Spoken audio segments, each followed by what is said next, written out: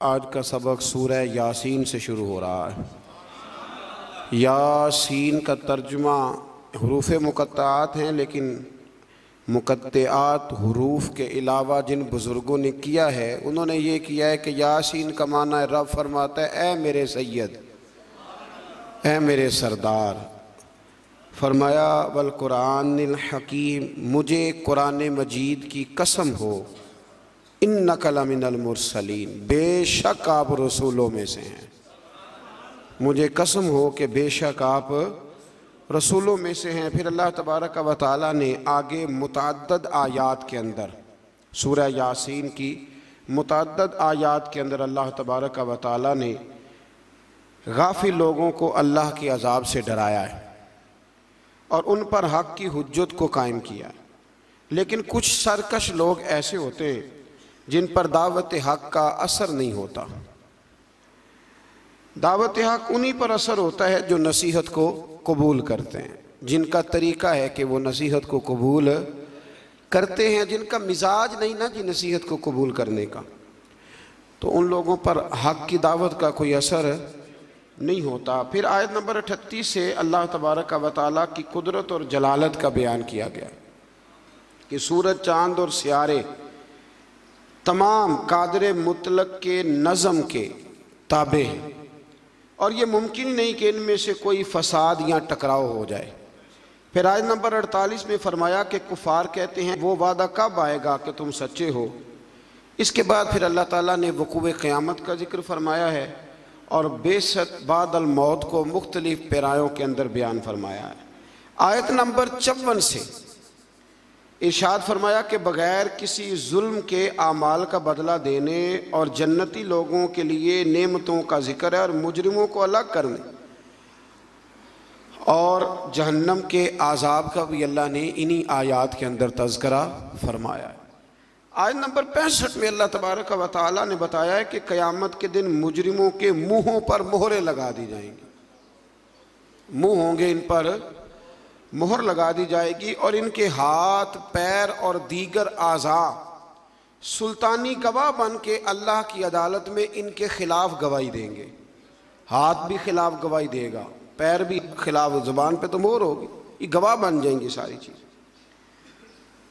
कि हमसे क्या क्या जुराइम कराए जाते थे। फिर आयत नंबर 68 में बताया कि जिसे हम लंबी उम्र देते हैं तो हम इसकी जिस्मानी बनावट को इब्तदाई हालत की तरफ उलट देते हैं।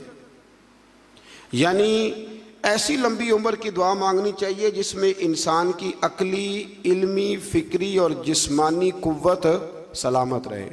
इसमें सलामत ना रहे उस लंबी उम्र की दुआ, उसके लिए बुज़ुर्गों ने ये दुआ सिखाई है कि दुआ इस तरह मांगो, या अल्लाह जब तक तू मेरे लिए बेहतर समझता है मुझे दुनिया में रख, और जब मेरे हक़ में बेहतर ना हो तो फिर मुझे अपनी बारगाह का कुर्ब अता फरमा, फिर तो मुझे अपने करीब बुला ले। आयत नंबर 78 से अल्लाह तबारक व तआला ने मुनकरीन क़यामत के इस अकली सवाल का ज़िक्र फरमाया है कि जब इंसान मर जाएगा और हड्डियां तक बोसीदा हो जाएंगी तो दोबारा कौन ज़िंदा करेगा। फिर जवाब दिया कि दोबारा भी वही खालिक ज़िंदा करेगा जिसने बग़ैर किसी नामो निशान के पैदा कर दिया था। अब तो हड्डियों का नामो निशान है ना, तब तो नामो निशान भी कोई नहीं था, तो अगर उस वक़्त पैदा कर लिया था तो अब दोबारा ज़िंदा भी कर देगा। फिर आगे सूरह साफ़ात शुरू होती है। इस सूरह मुबारका में अल्लाह तबारक व तआला ने मुतअद्दिद चीज़ों का जिक्र फरमाया है और इस सूरत के शुरू में फ़रिश्तों की मुख्तलिफ़ जमातों की कसम खा के अल्लाह ताला ने अपनी वहदानियत का जिक्र फरमाया है। कुछ मज़ामीन ऐसे होते हैं जो पिछले असबाक से मिलते हैं, तो चूँकि जब 2 पारे करने होते हैं तो मेरी ये ख्वाहिश होती है कि सिर्फ वो मज़ामीन लाए जाएँ जो पहले बयान नहीं हुए। तो इसमें अल्लाह तबारक व तआला ने इरशाद फरमाया आयत नंबर 40 से लेकर 49 तक फरमाया कि अल्लाह ताला के बरगुज़ीदा बंदों को आखिरत में अता की जाने वाली कुछ नेमतें हैं। उनका जिक्र है कि उन्हें उम्दा मेवे मिलेंगे, वो जन्नत में इज़्ज़त और एहतराम के साथ एक दूसरे के मुकाबिल मसनदों पर बैठे हुए होंगे। सफ़ेद और लजीज शराब तुहूर के जाम गर्दिश में होंगे जिनसे ना दर्द सर होगा, ना होश उड़ेंगे, पैकरे शर्मो हया हूरें होंगी, वो बुलंद मुकाम से जहन्नमियों का मुशाहिदा कर रहे होंगे और गोया जहन्नमी भी उनकी तरफ बड़ी हसरत के साथ देख रहे हों। जन्नत जो है ना, जन्नत में वो जिन चीज़ों की इंसान दुनिया में ख्वाहिश करता है ना, वो सारी चीज़ें अल्लाह जन्नत में अता फरमाएगा। तो फरमाया कि यहाँ तुम्हारे अंदर ख्वाहिशात रखी हैं, तो यहाँ वक्त भी थोड़ा रखा है, वक्त भी। देखिए ना, अक्लमंद आदमी है ना, उसको अगर कहा जाए कि ये 5 दिन के लिए बंदोबस्त है, मौज बड़ी है, लेकिन अगर तू ये छोड़ के 5 दिन सब्र कर ले तो फिर आगे तेरे लिए सारी ज़िंदगी का सब्र है, सारी ज़िंदगी की मौज है। तो अक्लमंद कौन है, 5 दिनों वाला कि सारी ज़िंदगी वाला? तो हमने 30-35 साल की मौज चाहते हैं। इसको छोड़ें, ख्वाहिशात को दबाएं, इंशाल्लाह फिर जब आंख बंद होने के बाद दोबारा खुलेगी ना, तो फिर अल्लाह बड़ा ही फजल फरमाएगा, बड़ा अल्लाह फजल फरमाएगा। फिर इससे आगे जब हम बढ़ते हैं तो फिर एक दफ़ा हज़रत सैयदना इब्राहीम अलैहिस्सलाम का जिक्र सूरह साफ़ात के अंदर फरमाया गया, और फिर वो दोबारा से जिक्र जब आपने बुतों को तोड़ा। लेकिन इसमें एक चीज़ का इजाफा है, वो क्या है कि अल्लाह तबारक व तआला ने फरमाया कि जब हज़रत इब्राहीम अलैहिस्सलाम को आग में डालने की उनकी सारी तदबीरें नाकाम हो गई, तो फिर हमने इब्राहीम अलैहिस्सलाम को इस्माईल अलैहिस्सलाम दिए। आपको पता है, फिर जब बेटा दे दिया, अल्लाह का अपना अंदाज है ना नवाजने का। अच्छा, हमारा मसला और तरह का है, हम कहते हैं कि नवाजता है तो फिर रोज़ नवाजे, नवाजता है तो फिर अल्लाह आपको कहता है रोज़ाना ज़कात दो, अगर कह देता तो ओ भाई, साल वाले बड़ी मुश्किल से हिसाब करते हैं, और हर रोज़ तो रब हर रोज़ चीज़ों का हुक्म नहीं देता। तो अल्लाह तबारक व तआला तदरीजन चीज़ों का हुक्म देता है, तदरीजन। लेकिन जब वो देता है तो फिर कहते हैं इसमें मद्दो जज़र आएगा, कभी दुख, कभी सुख, कभी सेहत, कभी बीमारी, कभी ऊपर कभी नीचे। तो हम ना सिर्फ मीठे मीठे के कायल हैं, मीठे मीठे, कड़वे का भी कायल होना चाहिए, इसलिए कि महबूब की तरफ से जो भी अता हो जाए वो उसका करम ही है। अल्लाह ने पहले हज़रत इस्माईल दिए, और जब बेटे से पूरा दिल लग गया तो फरमाया अब इसे छोड़ के आओ वादी गैर ज़ी ज़रईन में, जहाँ आज बैतुल्लाह शरीफ है ना, वहाँ कुछ भी नहीं होता था। हज़रत जनाब इस्माईल को और उनकी वालदा को छोड़ आए 2 किलो खजूरें और एक मिश्कीदा पानी का, और क्या अल्लाह मैं इन्हें तेरे हवाले करके जाता हूँ। फिर पाबंदी लग गई तो कई साल गए नहीं। मुफस्सिरीन ने इख्तलाफ रिवायात 9 साल या 13 साल के हज़रत इस्माईल हुए तो गए, और जब गए तो जाते ही कहने लगे, वो यहाँ जिक्र है, फरमाया कि बेटा मैंने ख्वाब देखी है, मैं तुम्हें ज़िबा कर रहा हूँ। फलम्मा बालगा मा उसाया, जब बेटा साथ चलने के काबिल हो गया ना, तो कहने लगे बेटे मैंने ख्वाब देखी है, अन्नी अज़बाहु का, मैं तुम्हें ज़िबा कर रहा हूँ। फंजुर माज़ा तरा, तो अपना इरादा बता। मैंने सूरज यूसुफ में भी अर्ज़ किया था कि सारी ज़िंदगी लोग माँ बेटे की मोहब्बत का जिक्र करते आए, पर कुरान मजीद ने ना 2 जगह बाप बेटे की मोहब्बत भी बड़ी खोल के बयान की है। ये बाप बेटे का रिश्ता बयान किया जा रहा है। बेटे अब तो बेटे ज़िबानी ना होते, अल्लाह ही खैर फरमाए, अब तो उनको जो सबक पढ़ाया जाता है ना, वो अच्छी तरह याद करते हैं, और याद करके सवेरे माँ बाप को सुनाते हैं कि जनाब आप भी तो थोड़ा ख्याल करें ना, अब आप भी तो ज़रा समझे ना, अब मेरे अपने भी तो बच्चे हैं ना। और देखो बाप का जो रंग कुरान ने बयान, अन्नी अस्बहु का, पुत्र मैंने ख्वाब देखी है, मैं तुझे ज़िबा कर रहा हूँ, इरादा बता। तो हज़रत इस्माईल ने ये नहीं कहा कि चलो अब्बा जी ज़िबा कर दो, कहने लगे या अबतिफ अलमा तुअमर, कहा अब्बा जी आप ज़िबा ना करें, आपने ख्वाब देखी है, ज़िबा कर रहे हैं, तो फ़कत ज़िबा ही ना करें, जो रब कहता है ना वो सारा आप मेरे साथ करें, जो हुक्म होता है वो, जो अल्लाह कहता है वो सारा करे। इसकी तफसीर में मुफस्सिरीन ने लिखा है कि गोया हज़रत इस्माईल कह रहे थे कि अब्बा जी अगर अल्लाह कहता है ना ज़िबा करो तो आप ज़िबा करें, और अगर वो कहता है ना उसके बाद मेरे टुकड़े टुकड़े करें तो आप टुकड़े टुकड़े करें, और अगर वो कहता है ना फिर इसे जला दे, तो आप जो रब कहता है ना आप वो सारा मेरे साथ सताजुदूनी इंशाअल्लाहु मिनस साबिरीन, मुझे आप इंशाअल्लाह सब्र करने वालों में से ही पाएंगे। तो फिर अल्लाह करीम ने फरमाया इब्राहीम तूने ख्वाब सच्चा करके दिखाया है, हजरत इब्राहिम ने तो पट्टी बांध ली थी आंखों पे, बेटे के हाथ बांध लिए थे, उन्होंने तो छुरी चला दी थी। अब जिसने अमर करना था उसी ने ना किया। वफदैनाहु बिज़िब्हिन अज़ीम, और एक ज़िब्ह अज़ीम का फिदिया अल्लाह ने दे दिया। तो इकबाल कहने लगे ये फैज़ान नज़र था, यहाँ के मकतब की करामत थी। दो चीज़ें होती हैं, एक फैज़ान नज़र भी होता है। कई दफ़ा मकतब के निकम्मे फैज़ान नज़र से चल जाते हैं। ये तो इकबाल कह रहे हैं ना, ये फैज़ान नज़र था, यहाँ के मकतब की करामत थी।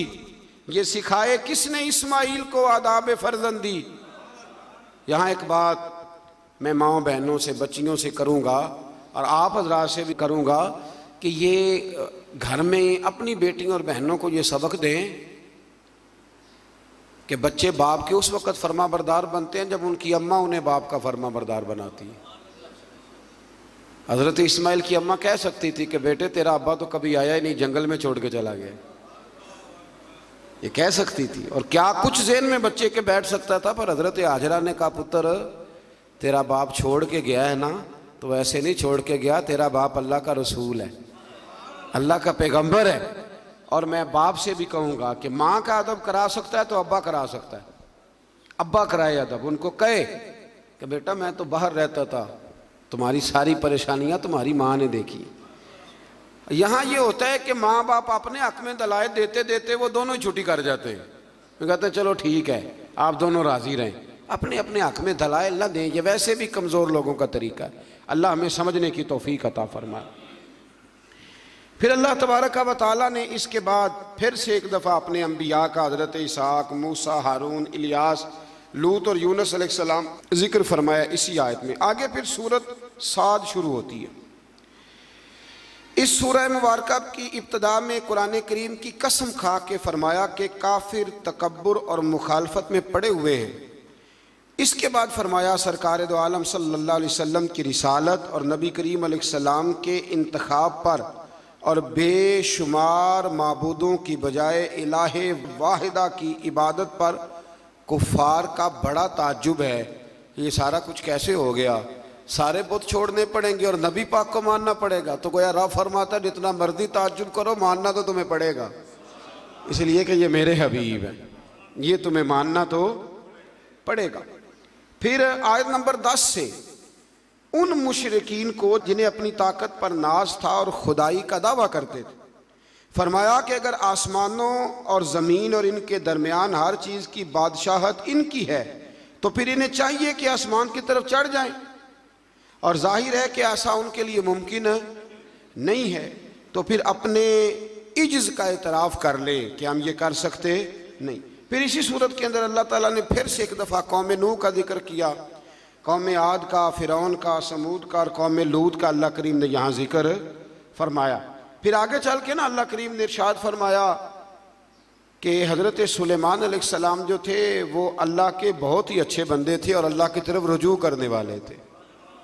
अच्छा, ये जो अल्लाह कुरान में तारीफ़ करता है किसी की, हालांकि बंदे अल्लाह की तारीफ़ करने के पाबंद हैं कि वो हर वक्त अपने रब की, तो ये जो अल्लाह तारीफ़ करता है ना अपने बंदों की, ये उसका कमाल करम है।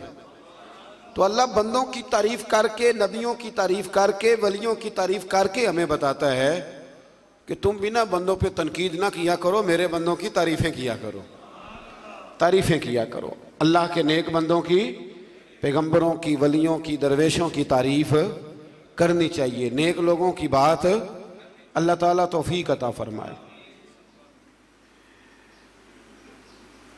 फिर इससे आगे जब हम बढ़ते हैं तो अल्लाह ताला ने फिर एक दफ़ा हज़रत अय्यूब अलैहिस्सलाम और उन पर आने वाले मसाइब का जिक्र फरमाया है।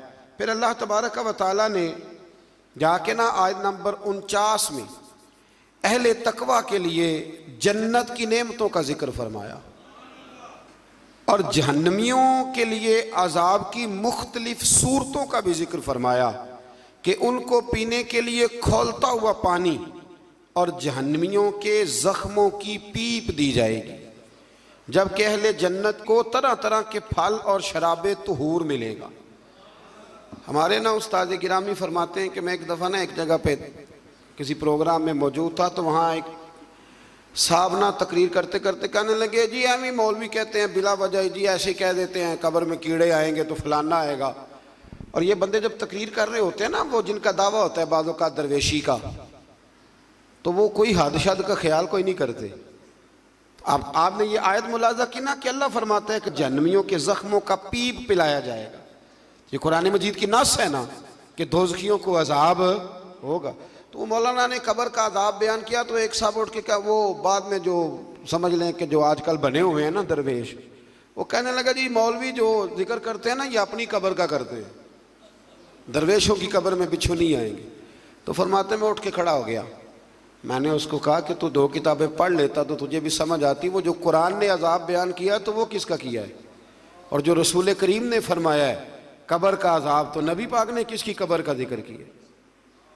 जी बिच्छुओं से डराते हैं जी मौलवी, फलान करते हैं। और ये बहुत जाहिल लोग इस किस्म की बात करते हैं। मौलवी कौन होता है डराने वाला? मौलवी बेचारे की क्या हैसियत है? मौलवी तो नाकिल है, तो नाकिल लोग हैं, नाकिल नकल करने वाले, यहां से नकल करते आपको सुना देते, इतनी सी जिम्मेदारी है। और सूरह यासीन अभी गुजरी है, उसमें नबी कहते थे वमा अलैना इल्लल बलागुल मुबीन। भाई हमारे जिम्मे तो खोल के बयान करना है, हमारे जिम्मे तो खोल के। मैंने बड़े दिन पहले कहा था कि हमारी ड्यूटी मनवाने की नहीं बताने की है।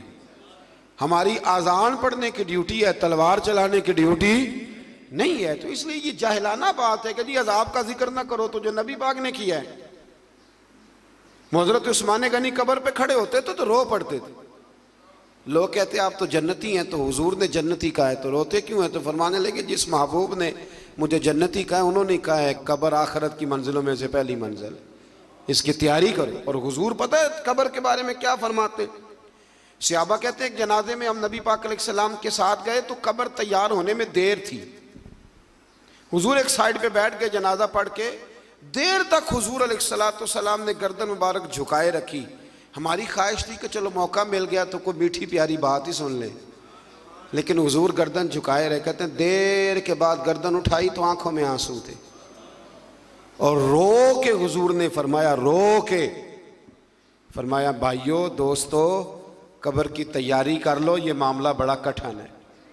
तो हुजूर तो रो के कहते हैं कब्र की तैयारी कर लो, और यहाँ लोग कहते हैं जी आप बिच्छुओं की बात सुना रहे हैं फलाने। ये तंज ना करें आप किसी पे भी, आप ख्याल करें और बचें उस वक्त से कि अल्लाह तबारक व तआला के सामने जब खड़े होना है, अल्लाह ताला सारी उम्मत पर अपना खास फजल फरमाए। फिर अल्लाह तबारक व तआला ने आयत नंबर 71 से आगे कमो बेश सारी सूरह मुबारका में ना फिर से हज़रत आदम का वाक़या जिक्र किया है। मैंने शुरू में अर्ज़ किया था ना कि गालिबन 7 जगह पे कुरान मजीद में हज़रत आदम का वाक़या आया है। फिर इससे आगे सूरह ज़ुमर शुरू होती है, इसके अंदर भी अल्लाह तबारक व तआला ने बिल्कुल इसकी इब्तदा में हुक्म दिया कि दीन को अल्लाह के लिए खालिस करो, खालिस दीन, उसमें कोई मिलावट दीन। आपको पता चल जाए कि घी में मिलावट है तो खरीदते हो, चीनी में, तो अगर नमाज में हो जाए तो चलो थोड़ा सा लोगों को पता चल जाए मैं नमाजी हूँ, ये भी शिरक असगर है, रियाकारी भी, अगरचे इसका वो हुक्म नहीं पर यह भी गलत है। यानी चलो सदका देता हूँ थोड़ा सा, अल्लाह भी राज़ी हो जाएगा और बंदों को पता चल जाएगा मैं सखी हूँ, तो रब तो खालिस दीन को कबूल करता है, खालिस, लिहाजा मुखलिस हो के अल्लाह की इबादत करें। आयत नंबर 5 से एक बार फिर अल्लाह ताला की कुदरत का जिक्र है कि उसने आसमानों और ज़मीनों को पैदा किया, गर्दश लैलो नहार का निज़ाम बनाया और सूरज और चाँद के लिए अपना अपना मदार और मंजिलें मुकर्रर की। तमाम इंसानों को एक जान यानी आदम अलैहिस्सलाम से पैदा किया।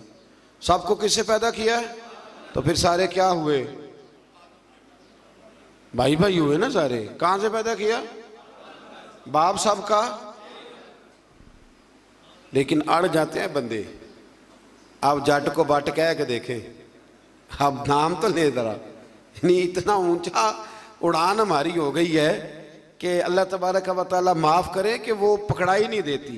ये कबीले तारुफ के लिए होते, तारुफ हो जाए, कोई ऊंचा छोटा बड़ा नहीं होता। नबी पाक सल्लल्लाहु अलैहि वसल्लम ने बड़ी वजाहत से कई जगह हमें ये बात समझाई है।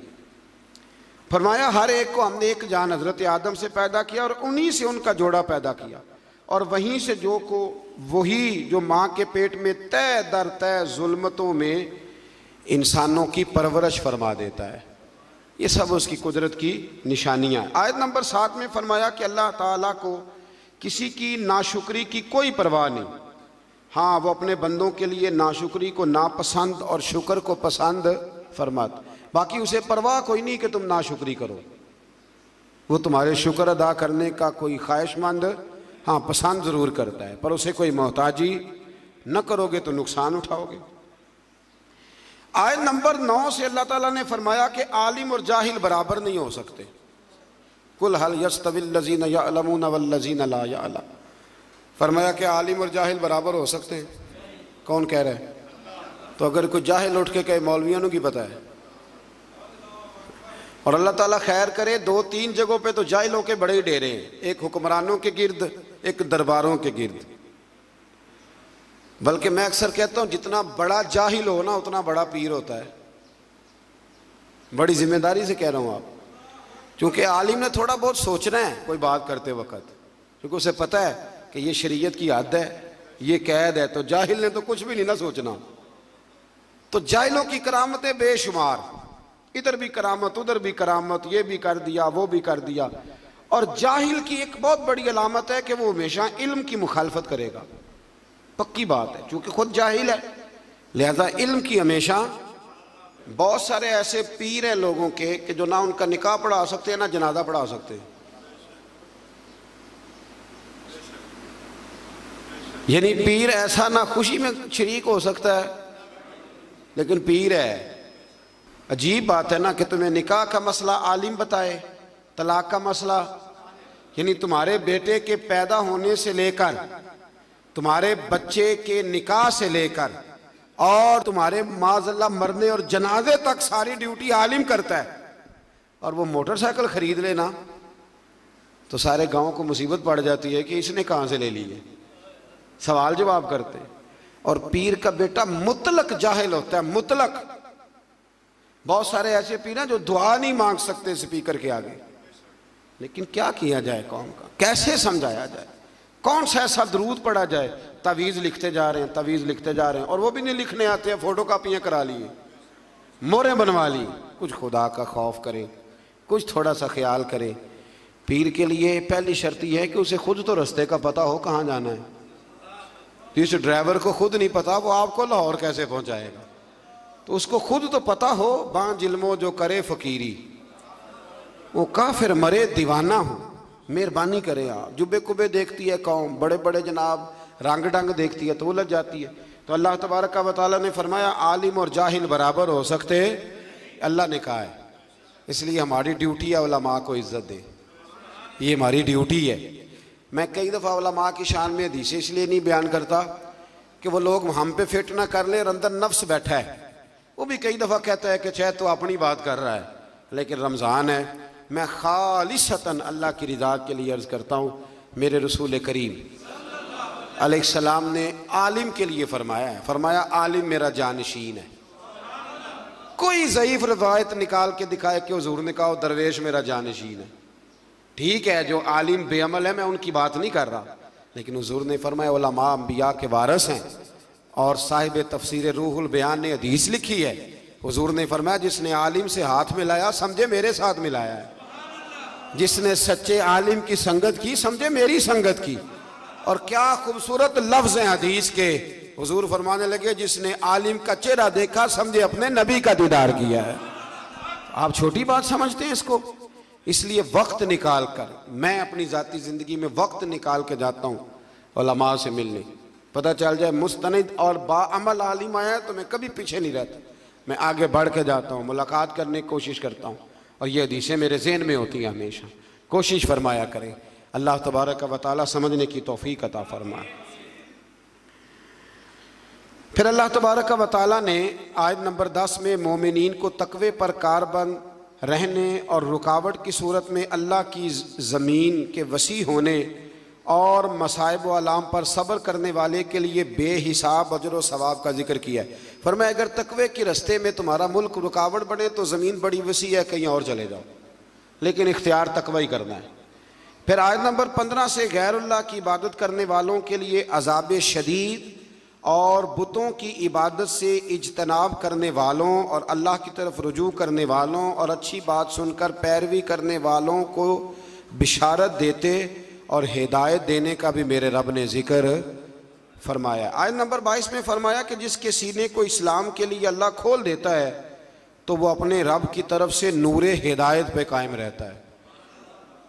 कोई अल्लाह खुशखबरी दे रहा है कि अगर मैंने तुम्हें कलमे की तौफीक दिया तो समझो मैंने हिदायत का रास्ता तुम पे वाज़ेह फरमा दिया। फिर आयत नंबर 23 में कुरान मजीद की असर आफरीनी को बयान किया गया। ये मिलते जुलते मज़ामीन पर मुश्तमिल बेहतरीन कलाम है जिसे बार बार दोहराया जाता है। जिनके दिलों में खशियत इलाही है, इसे सुनकर इनके बदन के रोंगटे खड़े हो जाते और इनके जिस्म और दिल अल्लाह की याद के लिए नरम हो जाते। फरमाया ये मिलते जुलते मज़ामीन है जिनको बार बार दोहराया जाता है। कुरान में कौन से मज़ामीन है और बार बार?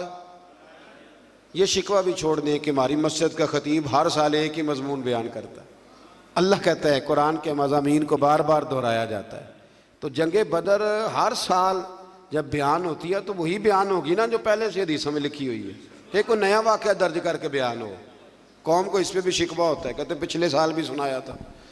मैं एक जगह पे गया तो मुझे कुछ लोग कहने लगे जी आप तकरीर छोटी करते हैं तो आप ना आज हमने लंबी तकरीर सुनी है, पिछले साल भी आपने 40 मिनट तकरीर की थी। मैं क्या तुसी पिछले साल वाली सुनाओ तो नवी सुन लो, ठीक हो गया ना जी। मैंने कहा पिछली सुनाएं और नहीं सुन लें। और कभी कभी बड़े सिखाने वाले लोग भी मिलते हैं। एक जगह मैं तकरीर ख़त्म करने लगा तो एक बुज़ुर्ग हैं, वो बड़ा मुझसे प्यार करते मोहब्बत करते हैं, बड़ी उनकी दिलचस्पी है। तो मैंने तकरीर ख़त्म करते हुए कहा कि बस जी। तो बाबा जी कहने लगे नहीं थोड़ी सी और। मैं क्या जिस मैं कमा ख़त्म हो गई है, कहने जो ख़त्म होगी तो मुड्डो लग पवो, यही सुना दियो दोबारा। अब ये सिखाने वाली बात है ना जी कि बुज़ुर्ग बहुत सारे हाज़िर दिमाग होते हैं। कहने लगे आप शुरू से लग जाएं जहाँ से शुरू किया था, और हमें ना ज़्यादा सुना है। अल्लाह करीम तौफीक अता फरमाए। फिर आयत नंबर 60 में अल्लाह पर झूठ बांधने वालों के चेहरों के स्याह होने का जिक्र फरमाया। जो अल्लाह पे झूठ बांधेगा उसका चेहरा, कभी कभी ना हम भी कह देते हैं कि अल्लाह कुरान में ये भी तो कहता है ना जी। तो आपको पता है ये आयत है कुरान की, है सही है आयत। इस तरह उस दिन बात नहीं हो रही थी सूरत यूसुफ में कि जी वो भेड़िए ने हजरत याकूब से क्या कहा था। मैं क्या मैनू तो नहीं पता उन्हें किया क्या। कहते उन्हें आख्या जे मैं यूसुफ खादा हो तो मैं 14वीं सदी का मौलवी होवां, पता नहीं केड़ी किताब च आया, लेकिन बात मशहूर बड़ी है कि नहीं। कुछ मसले ऐसे हैं जिनका कोई वजूद नहीं। तो कहते हैं जी जिन्हें उमरा कर लिया तो अज फर्ज हो गया। मैं क्यों उसको खान रोटी ना हो तो अज किवें फर्ज हो गया। लेकिन जो मसले बिल्कुल किसी कोई वजूद नहीं वो बड़े मशहूर है और बड़े ज़बरदस्त मारूफ हैं। तो ये किसी जगह रवायत नहीं। उलमा की तौहीन के लिए लोग बातें घड़ लेते हैं लेकिन कहीं भी मौजूद नहीं है। आयत नंबर 62 में फरमाया कि अल्लाह ताला हर चीज़ का खालिक और निगहबान है और ज़मीन व आसमान की कुंजियों का मालिक भी अल्लाह ही है। चले बात आ गई तो एक मसला इस तरह का और भी है, वो रमज़ान में ज़्यादा बयान होता है कि कीड़ी नज़र ना आए तो खाते रहना चाहिए, चींटी नज़र ना आए तो। मैनू महीना महीना नहीं जी दिसदी। और आप में से बहुत सारे ऐसे लोग हों जिन्होंने सारे रोजे देखे ही नहीं, क्या करें फिर। और बहुत ज़्यादा तेज़ रोशनी हो लाइटों की तो वैसे ही नज़र कोई नहीं आती। ये सवाल किसी ने पूछा था तो चलो उसका जवाब भी आ गया। कहने लगे कि रोज़े के टाइम अजान तक खाना पीना चाहिए या ऐलान हो जाए तो बंद कर देना चाहिए। ये जो अजान होती है ये रोज़ा बंद करने के लिए नहीं होती, अजान नमाज के लिए होती है, वो सारा साल होती है। अजान किस लिए होती है? और किसी वक्त मौलवी साहब की आँख 10 मिनट लेट भी खुलती है तो लेट भी होती है अजान। अजान का रोज़े से कोई ताल्लुक़, रोज़े का टाइम से ताल्लुक़ है। जब ऐलान हो जाए ना बंद कर दो तो लिहाजा रोज़ा वहीं पे बंद करना है। अल्लाह ताला माफ़ करे। मैंने एक शख्स को मस्जिद में एक दिन मसला बताया तो वो कहने लगा जी मेरे ते अब्बा जी कहते ने बड़ियां बांगा होनियां ने अजे, तू खांदा रहो। मुझे नहीं पता, मुझे पहली दफ़ा उस दिन पता चला। वो कहने लगे मैनू अब्बा जी आख्या वो बड़ियां बांगा होनियां ने, कहते अजे पहली हुई है, तू एंड वाली तक खा। ओ खुदा के बंदो रोज़े का अल्लाह ने हद बनना मुकर्रर फरमाया है, तो आप हद में रहेंगे, बेहद। अब तो कैलेंडर हैं और आप टीवी पे यूं पट्टियां चल रही हैं, ये टाइम है, जो अखबार छाप के आ जाएगा उस पर कल का टाइम लिखा होगा। किस चक्कर में आप।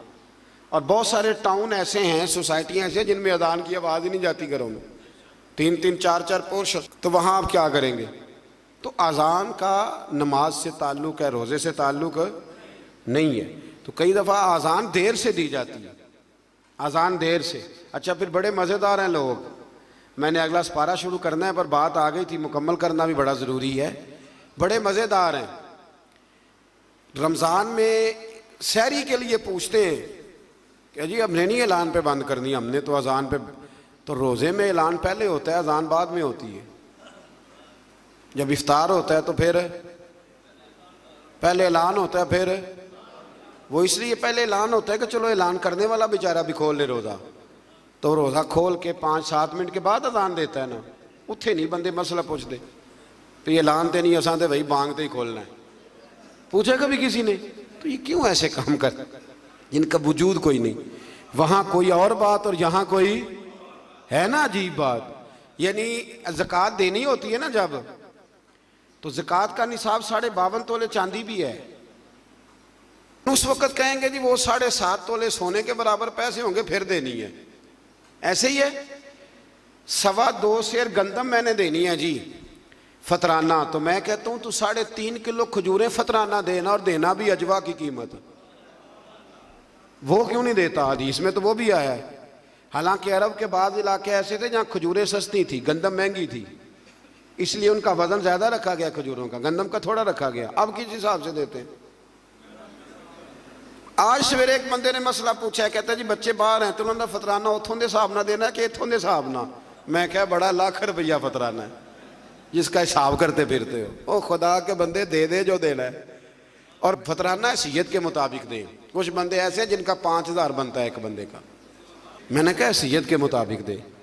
जो गरीब आदमी है वो दे 200 रुपया, ठीक है, अर्ज नहीं, साल के बाद देना है ना अल्लाह के कहने पर। तो आप मेहरबानी करें, अल्लाह तौफीक अता फरमाए समझने की। इस पारे के शुरू में अल्लाह पर झूठ बांधने और हक को झुटलाने वालों को जहन्नमी करार दिया गया है, जो हक को झुटलाते और सच्चे दीन को लेके आने वाले यानी रसूलुल्लाह सल्लल्लाहु अलैहि वसल्लम और उनकी तस्दीक करने वाले को मुत्तकी कहा गया है। तस्दीक करने वाले हज़रत अबू बकर सिद्दीक हैं। हुजूर सच लेके आए और जनाब सिद्दीक अकबर ने उसकी तस्दीक की। ये कम बेश तमाम मुफस्सिरीन ने हज़रत सिद्दीक अकबर का नाम ही लिखा है।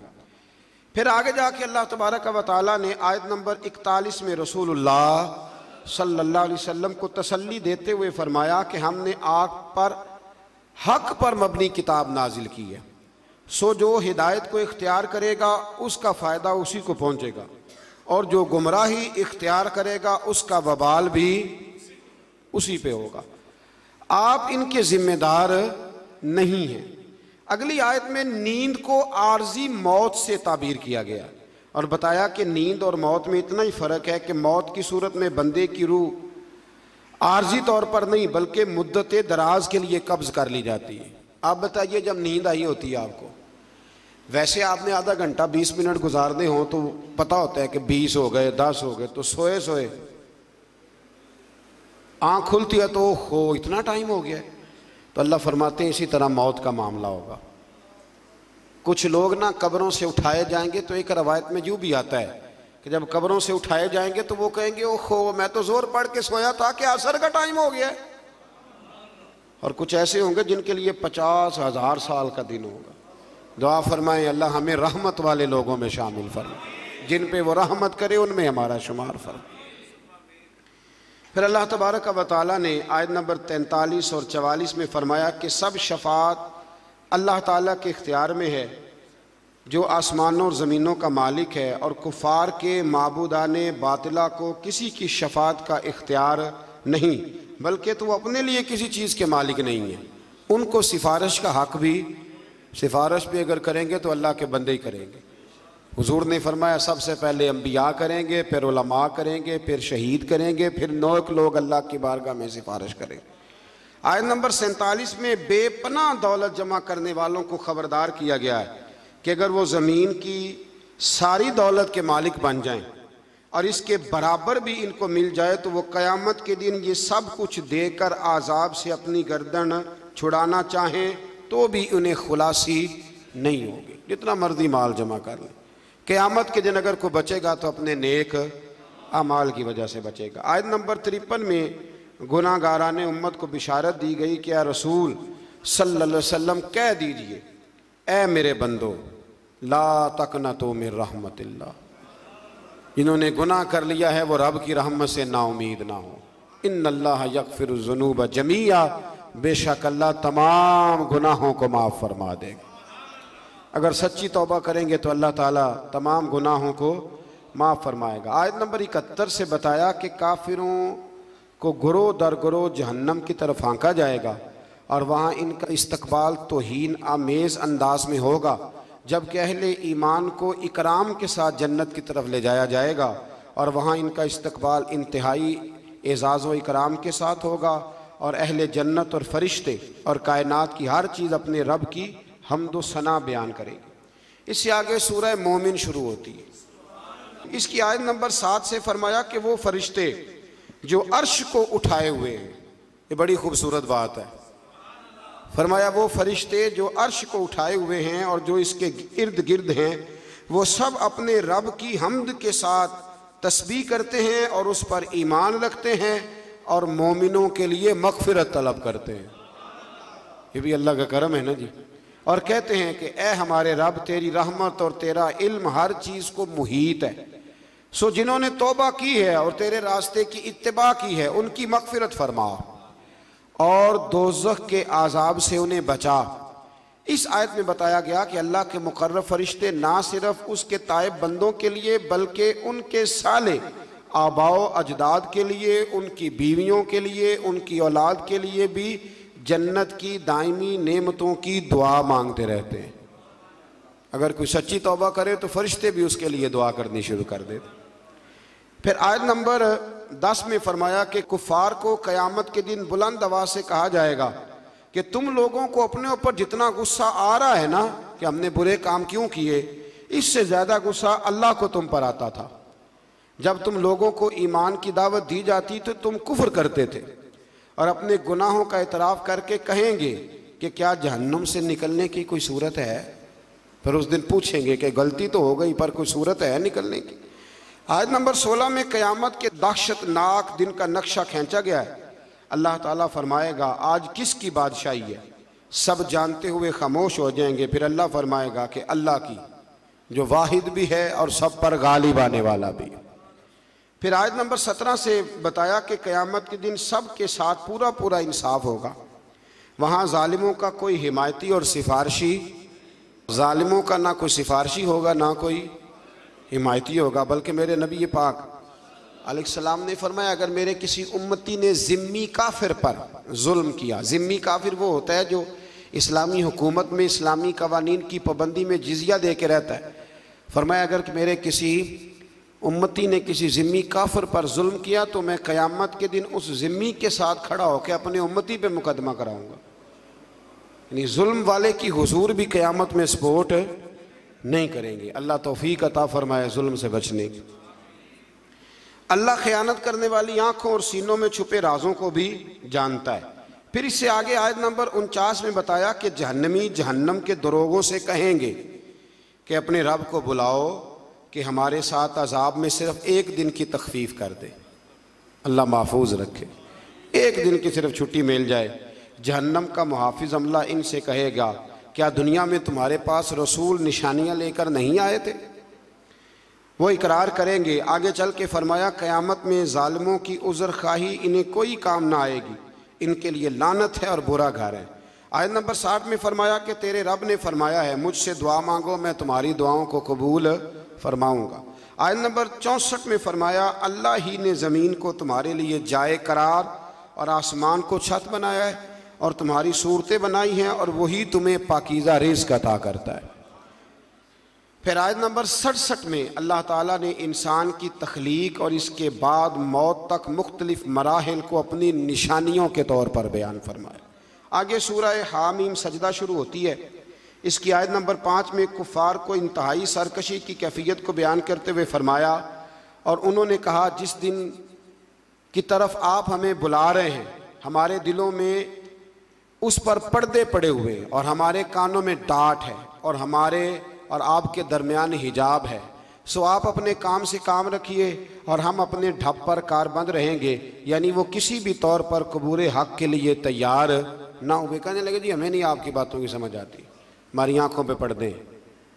याद रखना, इंसान को उस वक़्त तक अल्लाह अज़ाब किसी बस्ती को नहीं देता जब तक वहाँ रसूल ना भेज दे, और जब अल्लाह ताला रसूल भेज देता है तौफीक हिदायत के लिए, तो फिर अगर उसके बाद भी इंसान उन बातों पे अमल ना करे तो फिर उसका कोई उज़र काबिल कबूल नहीं है। आयत नंबर 30 से बताया कि ईमान पर साबित कदम रहने वाले अहले ईमान की रूहें जब दुनिया से परवाज करेंगी, इन्नल्लज़ीना क़ालू रब्बुनल्लाह सुम्मा इस्तक़ामू, फरमाया बेशक वो लोग जिन्होंने कहा कि अल्लाह हमारा रब है फिर उस पर डट गए, उन पर हम फरिश्तों का नुज़ूल करेंगे।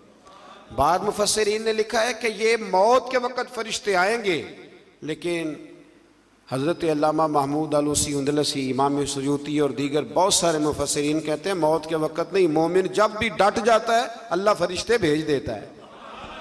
मोमिन जब भी डट जाता है अल्लाह फरिश्ते, ये लफ्ज़ भी आपने समझना है।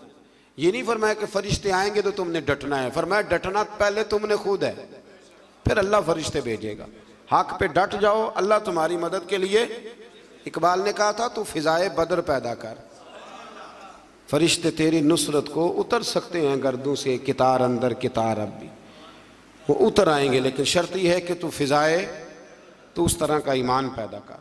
फरमाया फरिश्ते नाजिल होंगे और कहेंगे कि तुम न किसी आने वाली बात का खौफ करो, न किसी गुज़श्ता बात का रंज और मलाल, और इस जन्नत की बिशारत सुनो जिसका तुमसे वादा किया गया। और फिर इन्हें बताया जाएगा कि अल्लाह गफूरुर रहीम ने इनके लिए जन्नत में ज़ियाफ़त का एहतमाम किया है। बड़ी खुशी वाली बात है, यानी रब फरमाता है मैं जन्नत में तुम्हारा मेज़बान बनूंगा, मैं तुम्हारा मेज़बान हूँ जन्नत में। तो जितनी शान वाला मेज़बान है, मेज़बानी भी उतनी शान वाली फरमाए, और वहाँ जिस नेमत की भी ख्वाहिश करोगे तुम्हें वो दस्तयाब हो जाएगी। आयत नंबर 34 में बताया नेकी और बदी बराबर नहीं है, और दूसरों की बदी का जवाब नेकी से दो। अल्लाह फरमा रहा है बदी का जवाब नेकी से दो, इसके नतीजे में तुम्हारा मुखालिफ तुम्हारा सरगर्म और पुरजोश दोस्त बन जाएगा। अगर तुम जवाब नेकी से दोगे ना, मेरे पास वक्त नहीं वरना यहाँ कुछ हदीसें पढ़ता जिनमें नबी पाक अलैहिस्सलाम ने उन लोगों से नेकी की जो बज़ाहिर जुल्म करने आए थे। हुजूर ने नेकी की तो वो मेरे रसूल के ग़ुलाम बन गए, वो नबी करीम के ग़ुलाम बन गए। आयत नंबर 39 से अल्लाह ताला ने हयात बाद अल मौत के सबूत के लिए हिस्सी मिसाल दी कि तुम देखते हो ज़मीन खुश्क बंजर और गैर आबाद होती है, यानी बेजान होती है, तो हम इस पर बारिश का पानी नाजिल करते हैं जिसके ज़रिए वो सरसब्ज और शादाब हो जाती है, और नमू यानी निबातात उगाने और बढ़ाने की सलाहियत उसमें पैदा हो जाती है। तो जो ज़मीन के लिए हयात है, फरमाया पास जो अल्लाह बेजान ज़मीन में जान डाल देता है वही आखिरत में मुर्दों को भी ज़िंदा फरमा देगा। और कई दफ़ा ज़मीन में जान डलती है, एक दफ़ा बिल्कुल सही हो जाती है, फिर हल चलाएं, फिर बीज डालें, फिर जान डल जाती। इसी तरह मरने के बाद भी अल्लाह दोबारा इंसानों में जान पैदा करेगा। आयत नंबर 42 में कुरान की शान एजाज़ को बयान किया कि इसमें किसी भी जानिब से बातिल की कोई आमेज़श नहीं हो सकती, ये सरासर हक है, कुरान सरासर हक है। मेरी ये ख्वाहिश है, ये ना सुन्नत है क़यामुल लैल आखिरी 10 रातों का, आप अपने अपने घरों में या अपनी अपनी मस्जिदों में कम से कम ताक रातों में रात को कुछ देर के लिए जल्दी ज़रूर उठें। सारी रात हो सके तो बड़ा ही अच्छा है। हज़रत आयशा कहती है नबी पाक सल्लल्लाहु अलैहि वसल्लम नफल के लिए पाबंद नहीं करते थे, पर रमज़ान की आखिरी 10 रातों में कहते थे उठो, ख़वातीन भी कोशिश करें। ये आखिरी 10 दिन जो होते हैं ना बड़े कीमती, और बिलखुसूस ताक रातें। बता इसलिए रहा हूँ कि आप में से कोई नेकी करेगा तो मेरे लिए भी बख्शिश का गुज़रिया बनेगा। ज़रूर कोशिश करें, कम से कम 1 घंटा, अगर आप मतलब नहीं सारी रात बेदार रह सकते तो 1 घंटा आप रोज़े से ज़रा पहले उठ जाएं, कुछ तिलावत, कुछ इबादत, कुछ दरूद पाक, यारो बड़ा ही ज़रूरी है। हुजूर ने बड़ा ही पसंद किया है और बड़ी कीमती, ये वो अजीम रातें हैं जिनके लिए खैमा लगा के मेरे नबी मस्जिद में ही बैठ गए। तो आप इनमें कोताही न करें। अल्लाह ताला तौफीक अता फरमाए।